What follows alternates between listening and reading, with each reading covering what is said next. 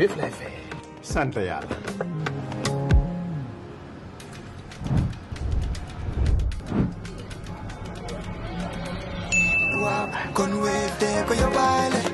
Nga xaar utal Wave nga scan nga fay nag doo ci yokk dara.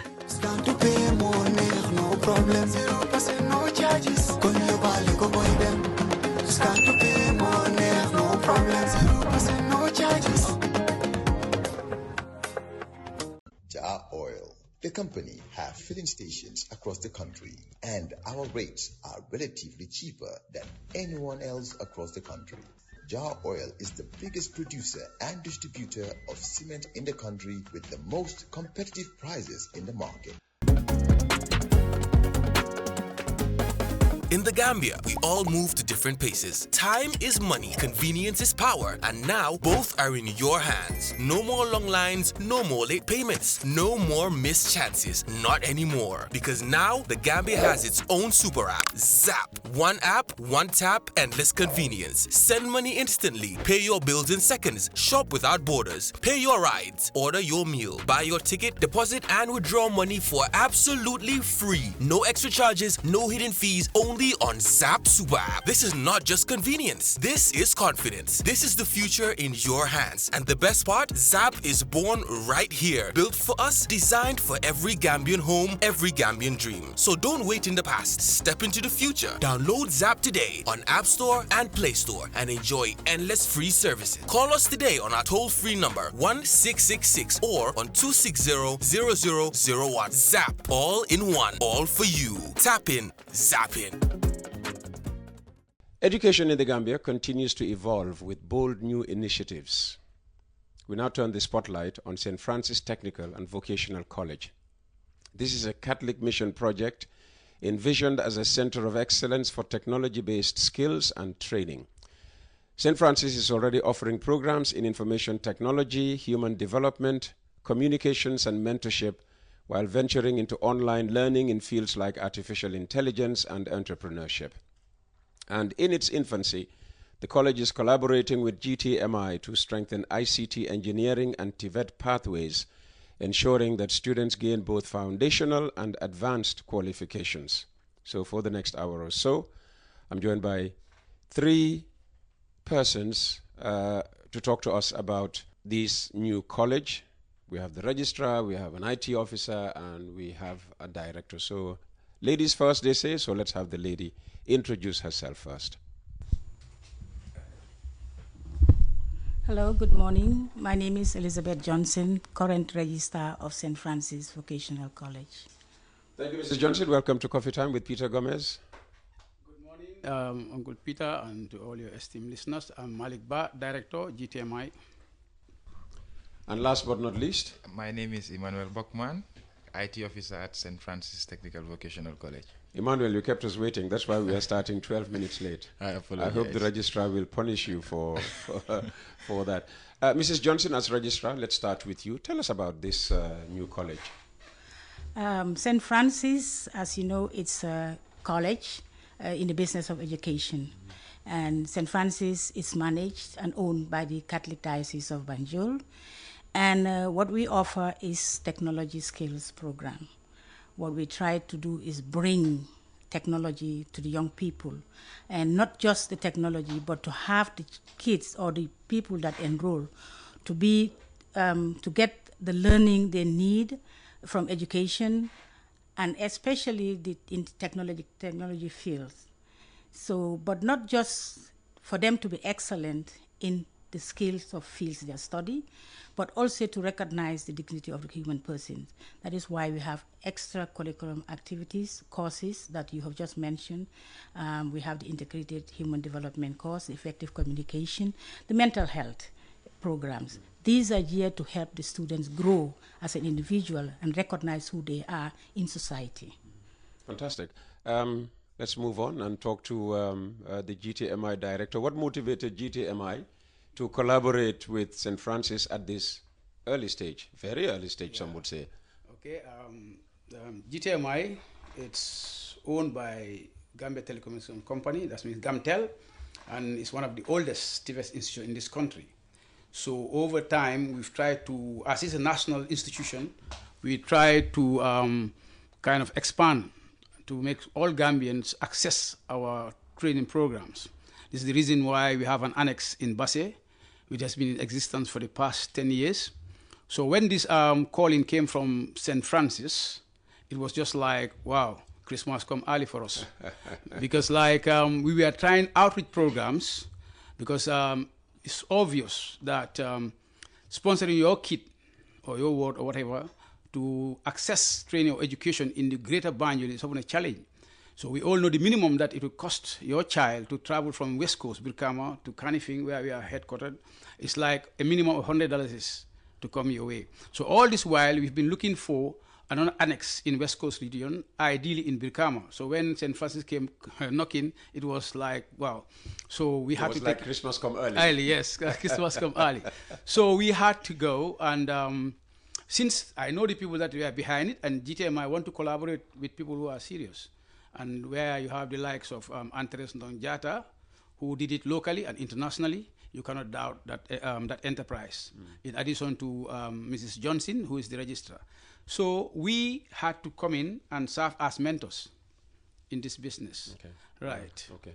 Emmanuel, walk us through the IT programs currently available from foundation to certificate levels. Yes, currently, like we started with foundation, and then as the students advance after 3 months, then they will move on to certificate and then advanced diploma.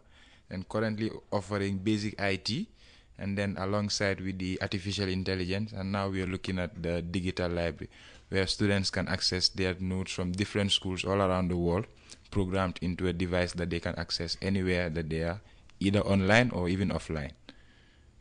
Okay, and Malik, how does GTMI's experience in ICT engineering and TVET strengthen the programs at St. Francis? Excellent. As it is now, we signed an MOU back in 2024, where initially we'll provide resources, and the most important here is the human resource. So those lecturers that we have at GTMI Kanifing are the same people who deliver lectures at St. Francis in Lamin. So it's like you're not missing anything, it's just the venue. But the know-how, the syllabus, the material, teaching and learning materials are all the same as those that we have at Kanifing. Okay. Yeah. And Mrs. Johnson, if I can come back to you, could you explain the admission process and the types of students you are targeting at this early stage? Okay, the admission process, like we said, we recruit the students. We do the advertisement and encourage them to apply. One of the platform that we use is the church pulpits, and then we also have on the social media and also on your radio and Veritas and GRTS.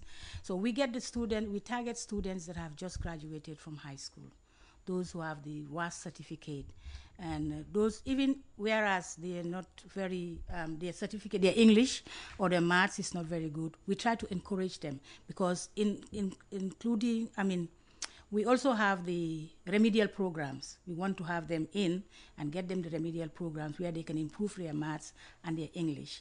And then when we get them, when they get our applications, we sit down and look at the application, vet them, and look at them, assess who we really think can go into the program.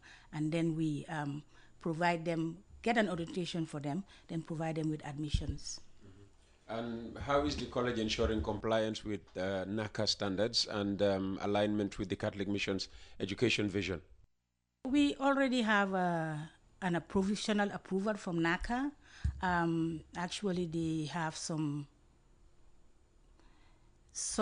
items, or I can call them issues, they want us to do before they give that so there are full access. things you haven't satisfied. Yes, as but far these as are just infrastructural things that they want us to comply with.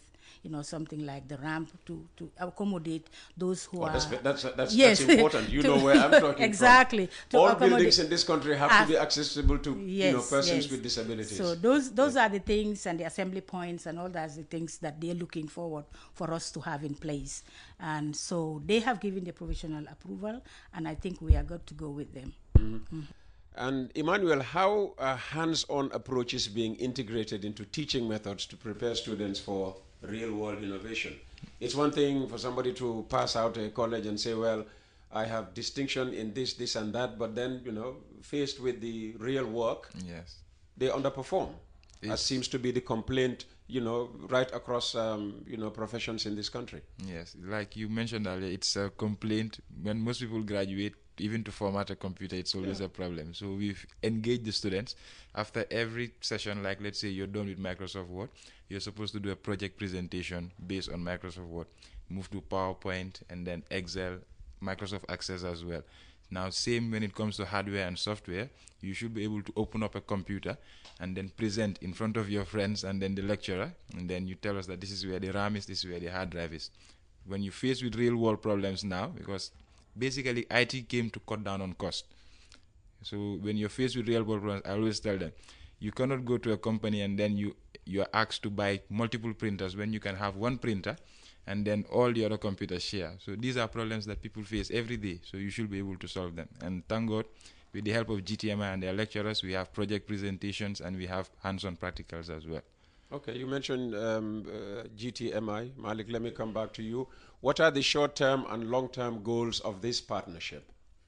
Excellent. At the moment, we started like at the very bottom. You know, that is like the fundamental level. But to add to what he said, vis-a-vis having programs that are responsive to the needs of society. Every end of year, December precisely, we have a recess where we evaluate the syllabus that we have so that it relates to what is happening out at industry. So we are starting at the Broadway where we give them a bit of everything, like he said. Then when they get to the next level, the first cohort have just completed the foundation.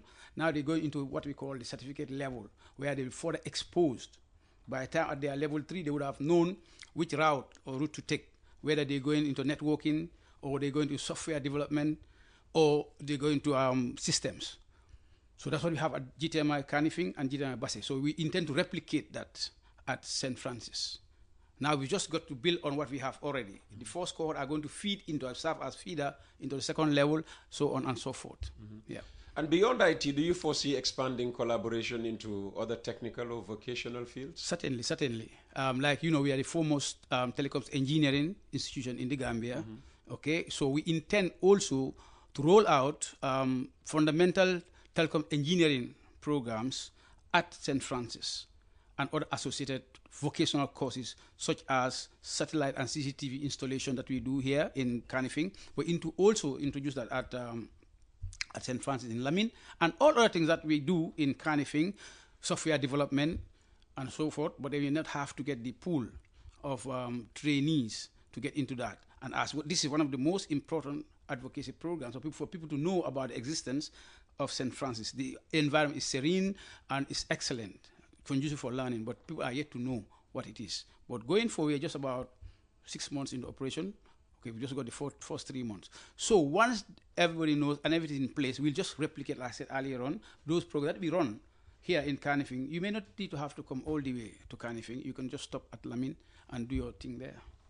Hopefully after this program, you know, you'll be inundated with applications for St. Francis.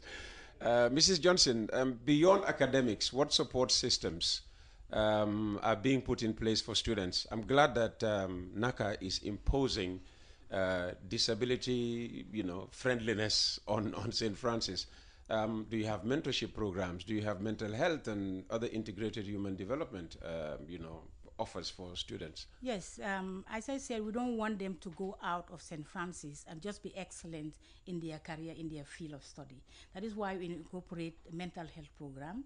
We have a very expert in mental health that teaches them mental health. They have them once a week, and we also have the integrated human development. This is very, very important for them to have that responsibility of understanding the human person, understanding their role in society and at large, understanding even their environment, to love their environment. So we have those, and effective communication. You know, imagine some of them goes out from school, just be excellent in their field of study and cannot present themselves. They stand there and just cannot present, you know, what they learn even.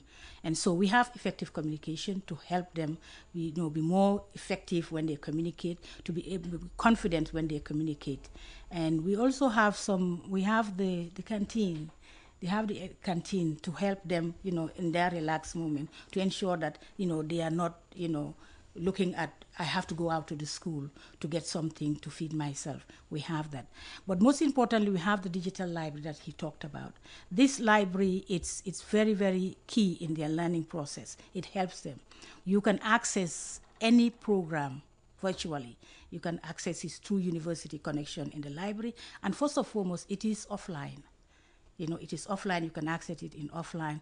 And then we have this, the lecturers can upload their profiles, they could upload their programs for the students to access, and also their assignments. And so it's really a very environment that helps education, that helps them to be excellent in what they do. Mm-hmm. You spoke about accessing, you know, university material.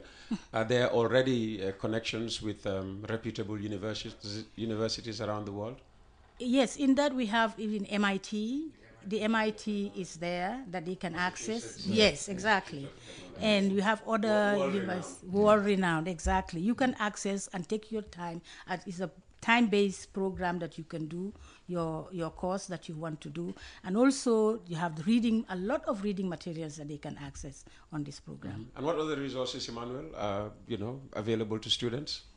The other resources as well is the internet connection that we've given them access. Like, how good is it? I mean, you know, internet connection is a big challenge in this country. Yes, exactly. But it's very good. We are receiving 20 megabits per second, and I think that is fairly good. So I even threaten them sometimes that I'm going to start to police the internet, but at their age. Why is that? Because they spend more time on Facebook and all these other social media platforms rather than, you know, on their studies? On their studies as well. But thank God when we incorporated the digital library, they've been able to move away from that. And then I have actually policed the internet, and I moved them all to the digital library. How much are you fringing on their human rights? Because I remember, you know, we used to have that problem here, and I called in a technician to say block Facebook and all these other things, and everybody was saying, no, you are denying us, you know, our right to access information. Well, there's a certain time that we can allocate for that, because I can reference a time when there was no internet. It boosts productivity more. Yeah. So if we allow them to be focusing on more on the internet, and especially now that we are going to have AI from industry experts,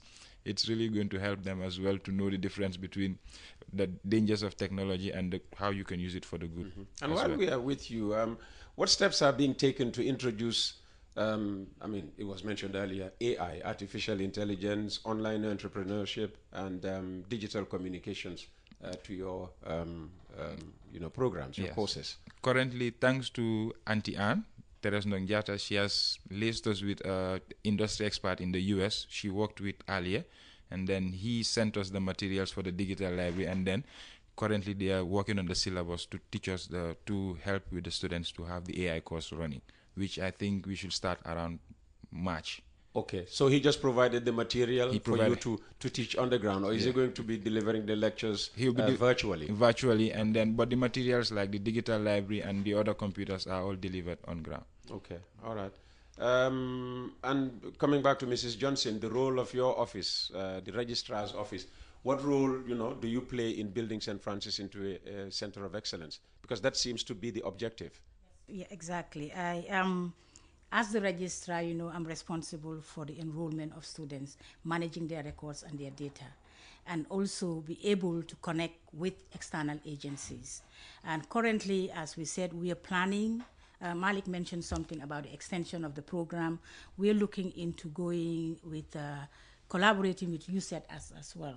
And that is one major agenda that we have, that to encourage to get us connected with the worldwide education.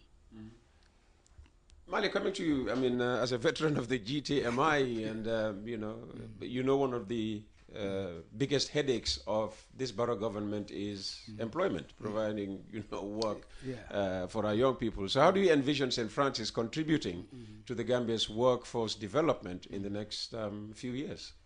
Yeah, because you just completed what, the foundation?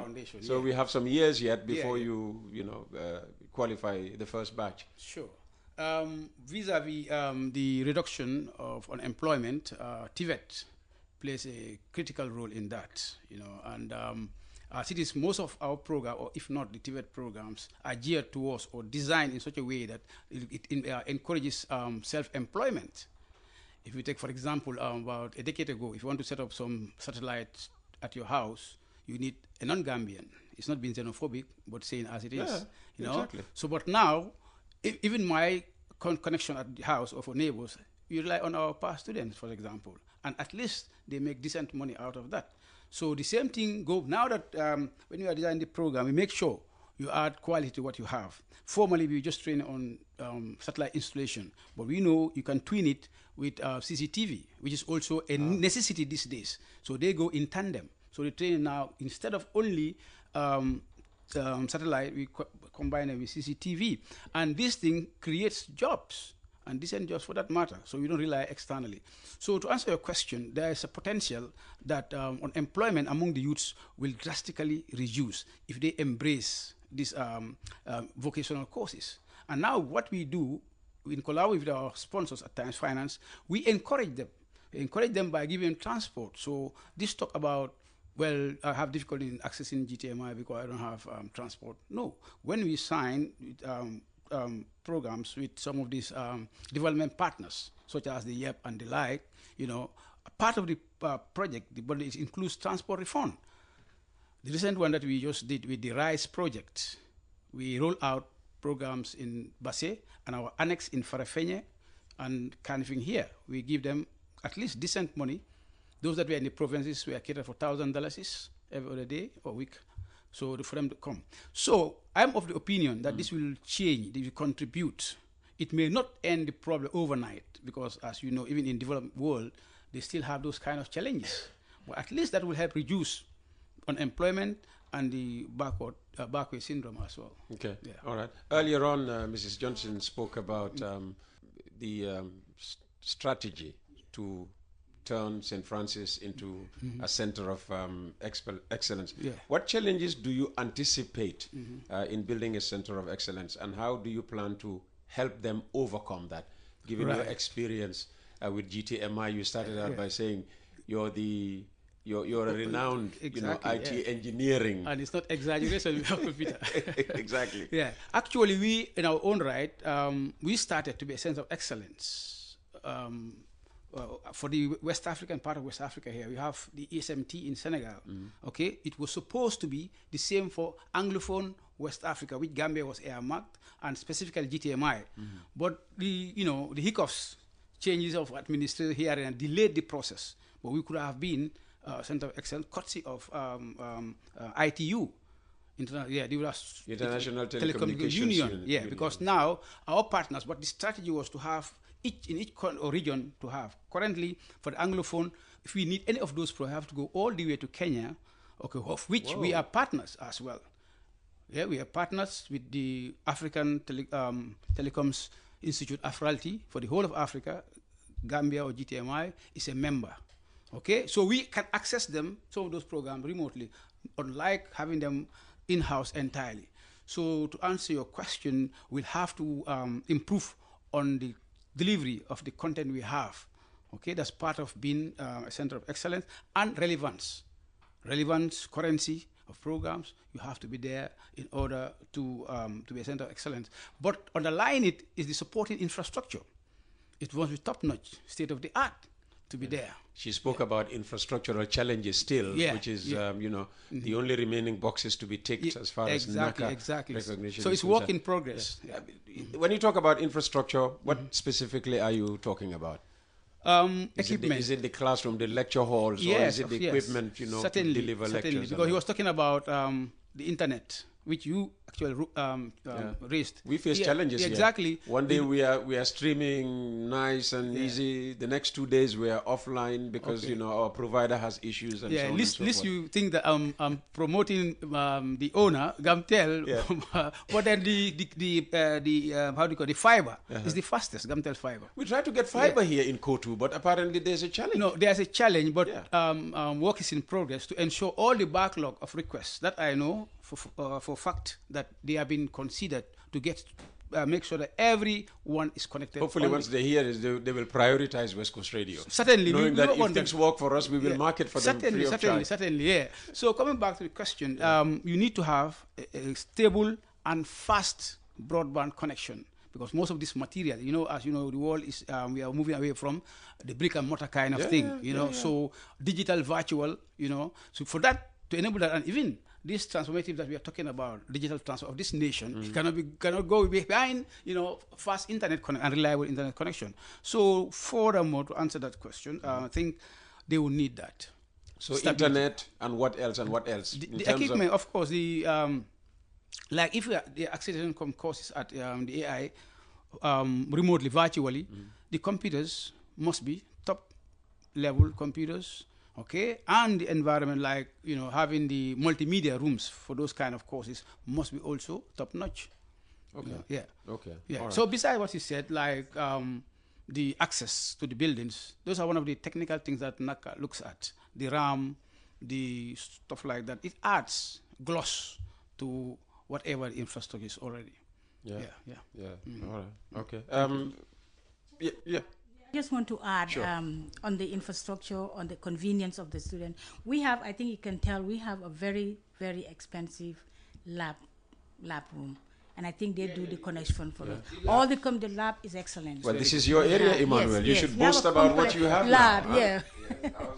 Yeah, come on, go to town. Tell us what you have and what you still need. Now we also have a digital room where it's still a work in progress. We have 4 computers there and a stable internet connection as well with a big flat screen. That is where we have the online virtual classes, where all the students will gather around and they can see the lecturer vis-a-vis.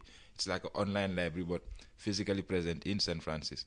And obviously the lab as well is top-notch. So all 25 computers are all provided with internet connection. And then their phones as well, Wi-Fi. And we're working on extending it to get it all around the building, infrastructure-wise, so we are still coming towards that. Okay.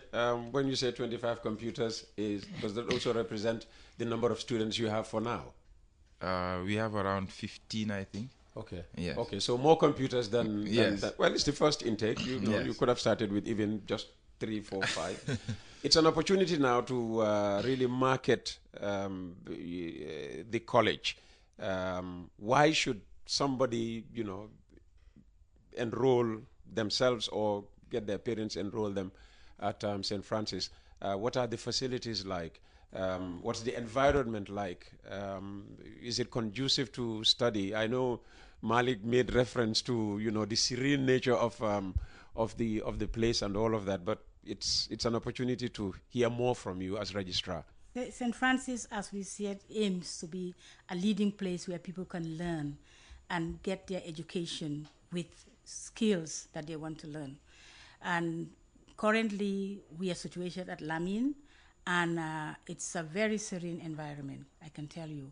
And the students can come in and have their places, they have their classrooms, and they have a sitting area around our canteen where they can relax when they are not in class. And we encourage them to come because we have, like I said, state-of-the-art infrastructure that they can access, and we have very experienced lecturers from GTMI that they can come in. And like I said, we just don't want them to be students of skills, excellent in their related field of study. We want them to be that human person. We want them to be able to interrelate with people. And so we're encouraging parents to look at this aspect of it and bring in their students, their children or students themselves to have that initiative to say, let us go to St. Francis and be enrolled. You know what they say, all work and no play makes Jack a dull boy. Yes. What about recreational facilities? We have. Mostly we just want to concentrate. Oh no, we have computers, we have that, we have. You can't, spend 24 hours a day just learning. You need to relax. I can tell you that was one of NACA's requirement to have a sports and recreation field. But we have that we collaborate with St. Peter's High School, and currently because we have that limited number of students, and we have just like we said we are in the infancy, we have not yet cooperated, recreation for the go to have them sports and all that. But we have something ready for them. Mm-hmm. Yes. So when children, when your students want to relax, how do they relax? They always relax under the canteen, and most of them who under the canteen. Yes. Where's the canteen? Is it high up in the skies? No. It's on the ground there, and like she said, it's a very serene environment. Then you have others who want to be in the computer lab still and do their assignments. So my internet is stable and it's top notch. Thanks be to God. So they can do gaming and no. You don't allow gaming? I don't allow gaming. Why? It's not a moment for that because at the end of the day it dulls the mind. So gaming dulls the mind. Yes. I didn't know that.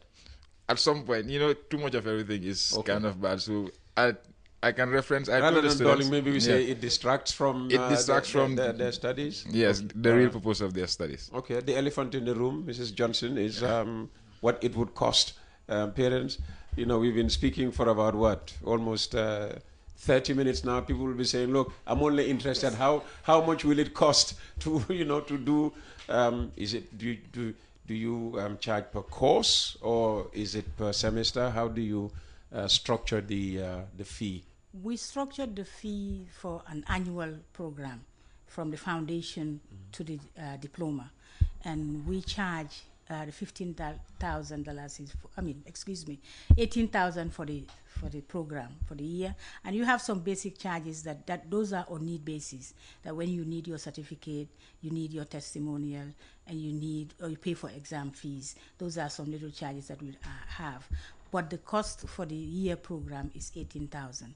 Also, the AI program that we're looking to incorporate, we're charging at least $2,000 for individuals who wants, because it's open to everyone, not just the students at St. Francis, but anyone can join in.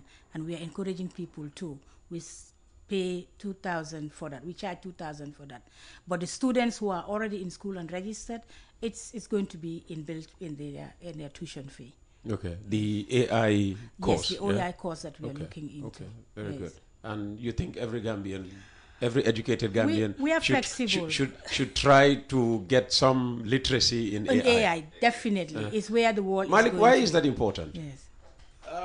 Yes. I know it's good for us journalists. Yeah. I mean, AI has come to kick us out of our jobs, and we need to master it in order to try to stay a step ahead of it all the time, because that's the only way we will continue to be relevant. Yeah, AI is just going to make our work smarter. It's not only for techies, but even for you journalists, administrators, policy makers, decision makers, So it's going to be a tool to work with. Makes things smart, like I said earlier on, like helping. So we should see it as a tool to work with, rather than not to be scared a tool that has come to kick us out of our jobs. In fact, it's going to make you more smart. That is like you want to take a smart decision, for example. AI helps in that. Can help you make the best decision. Otherwise, you've been dependent on people, and emotions may creep in. But with the AI and the tools it has, yes, almost next to perfect. Yeah, next to perfect. So everybody needs to, just like the coming into effect of the basic IT, the illiterates, somebody said the illiterates of the 21st century are those without computer knowledge. So this is going to be a tool now everybody's going to use. Okay. So you either embrace it or you sink, and it comes at a more expensive price, later. Yeah. Maybe we should send a few people, to the initial courses at St. Francis. The partnership, does it involve student exchange? Will you have some stage students from the college coming over to GTMI and vice versa? Yeah, sure. Or have you ceased enrolling students? When people need your services, you send them to St. Francis. On that front, how does it work, the partnership? It's very democratic. If we tell them that if you'll face challenges such as transportation fares and other costs, why not stop at Lamin? For those courses that are available at the moment in Lamin, we cannot ask them to stop for telecoms engineering when it's not being run there. Okay, so the other collaborators, they can come see other facilities that exist at Canifing, before they inspired, So it's a complete partnership with everything. It's just like as good as they're at St. Peter's, St. Francis, or Canifing. So it's open, and even for the staff exchange. Some of the administrators. She was our boss at one point. She was at one point board chair of GTMI. So it's just like coming home. So she can feel at home anytime she feels like coming to GTMI. Is that why this partnership was easy to forge? The fact that, she became registrar, and then you people reflected that, oh no, she was chair of our board. Yes, part of, not entirely. Like I said, Andres was my principal, my boss before as Minister of Education. That's where I started. And besides, I'm a native of Lamin too. So it wasn't that did not dictate entirely the need to have this partnership. But the most important was our outreach. We were trying all this while, before they came, we were trying to get somewhere in Birkama, West Coast, to extend our services to the people of West Coast. So like I said earlier, Christmas come early for us. Absolutely. Yeah. And in terms of community response and contribution to the community, I mean, it's still early days. I mean, the college has just started.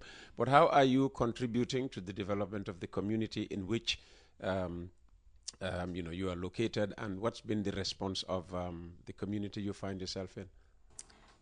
That is still in its infancy. At the moment, we don't have much to help in the development of the community because it is still in its infancy. The buildings have been there for a while, but then I think we are seeing people getting interest in just passing around and say, oh, this is a college. And we hope that in future we should be able to plow back into the community. We should be able to see what their needs are and be able to help. But like I said, we are still in the infancy. We are still in an administrative build-up, and so we have not yet do anything for a community development. For anybody that wants to apply, what's the application process like? The application process, we have applications form situated that we put in the school as well as at the Education Secretariat. But you get a form and pay $200 is for the form, non-refundable, and pay at CADO. Is it? CESCO. Yes, the Catholic Credit Union. And you pay there and then fill the form, submit back at Secretariat or at the school. And then we'll continue the application process. By the way, if CADO is what you know, go to CADO and say, I've come to register on Francis. They'll tell you it's one and the same thing. Exactly. Yeah? It's like saying, I'm going to West Coast Radio 1. If you get to the building, West Coast Radio 1 and West Coast Radio 2 are housed together. I'm surprised that the application is not online. I think, coming there, yes. we'll extend that service because ours is now on probably they haven't got a teaching digital website. And all of that. And but then we'll extend that. We'll extend the possibility of them filling online like we are doing at GTMI as partners. We'll extend that service to them as well. They can have their form on our website. Since if you haven't got a website, and pay the $200 without leaving the comfort of your room or whatever. And just to add on to the community development, we've purchased the digital library items for 4 other schools that we are planning to give it to them for free. St. Peter's included, St. Joseph, and the other 2 will think about it later. Okay, fantastic, yes. Fantastic. All right, it's 9:46. We have to wrap up now. So what message would you like to send to parents, industry leaders, and students, of course, about the value of this new institution? If I may start with... okay. I think one thing that I didn't say earlier on, we offered very competitive fees because that came as a result of the management at the time at Gamtel, who thought it wise to extend. Initially, GTI was set up to train Gamtel engineers and technicians. But sometime back in 1999 or 2000, management at the time decided to open GTMI's door to general public as a contribution to national development. And our fees since then are very reasonable. I would say cheap, but very reasonable, affordable. Yeah. So that's one thing that would entice people or encourage them to go to St. Francis or GTMI. Or St. Francis is GTMI in another shape. Yes. So that's our philosophy. Provide affordable fees and providing high quality training. Yeah. All right. Okay. Emmanuel? Yeah. So Encouraging everyone, especially the younger generation, once they finish grade 12, the norm is stay and wait for the results and all that. So we're trying to bridge that gap now by also introducing IT and other... Is that the only requirement? Finish grade 12. It doesn't matter how you did at your, Yeah, of course. We look at your school transcript as well. So tell us what those requirements yes, are. we look at your school transcript as well and see if there's a need for you to actually revisit those areas as well. We don't just, we are there for the money, come and enroll and pay and then you continue. No, we take time and we also do counseling as well. If you're not doing well at some point and you're lagging off, is it because of transport fare or you're having personal problems at home, we give you that platform. Oh, I can see everybody saying, well, I'm falling behind because I'm not getting transport fare and all of that. Just expand on the issue of, the requirements. I've gone through the system, finished grade 12. I mean, do I automatically, because I've just finished grade 12, become eligible for enrollment? Well, the requirements, like we said, is you must have the WASC certificate. And also, if you are just going into the certificate program, required number of credits and all of that. Of course, you have to have the basic ones. You have to have the science. You have to four have the four core subjects. Core ones, yes. You have to have the science. You have to have the English and the maths, obviously. But if the grade is not very good on those ones, you have to pass them. Exactly. But if the grade is not very good, we give you the opportunity to have the remedial program to resit them. And we will have teachers that is going to help students to do that. But they have to pay for these remedial courses, right? Of course. Okay. Of course, they'll have to pay for the remedial. All right, we have to be as clear as possible. Yes, we have to pay for the remedial. Okay. But we encourage them, we support them, and we look for support, funding for them maybe in some form. And the fee is flexible. It's not like you come in and just pay that 18,000 down. We're really flexible to be able to have something in and to, program yourself to pay it to the rest of the year. So you can also, have a... And I just want to say something about the mentorship that we have not mentioned earlier. And we have the mentorship program for the student. And because that would help us really determine the position of the students in the academic year. And we have that will help the students also, relate. Some of them would come in very shy, would not understand what they're going through. But the mentorship helps them to be open, to be able to talk to someone, and to be encouraged to talk to their peers and anybody else. And is that delivered by a psychologist? Oh, it's delivered by a most professional person, my sister, Antares Ndong. So it's a very good program, and I can encourage people. And just finally, your message. My message is that you come to St. Francis. St. Francis aims to give you the best education and learning process in the school, and also give you a development within yourself, to be respectful to the dignity of the human person, and to also make you grow either in your career or in your personal or professional field. Mrs. Johnson, Malik, and Emmanuel, thank you very much for your time this morning. That was a conversation on a new project by the Catholic Mission in the Gambia, the St. Francis Technical and Vocational College in Lamin.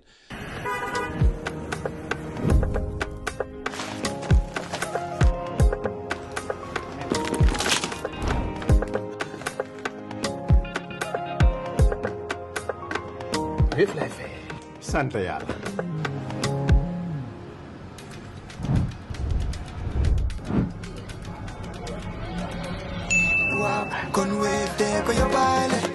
Nga xaar utal Wave nga scan nga fay nag doo ci yokku dara.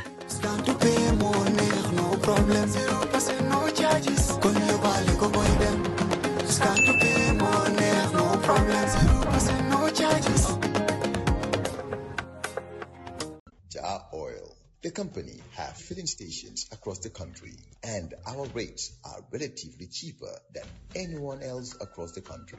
Jar Oil is the biggest producer and distributor of cement in the country with the most competitive prices in the market.